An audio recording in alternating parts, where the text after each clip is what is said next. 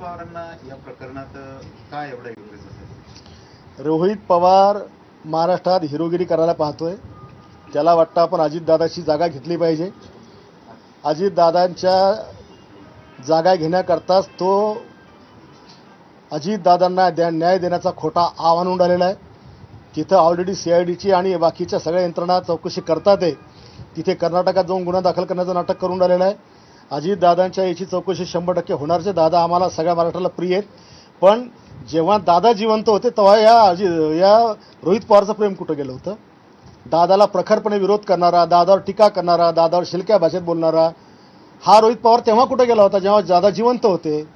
आता दादा गेल्यावर दादाची सिंपत्ती मिळवायची, दादाचे कार्यकर्ते आपल्या मागे यायचे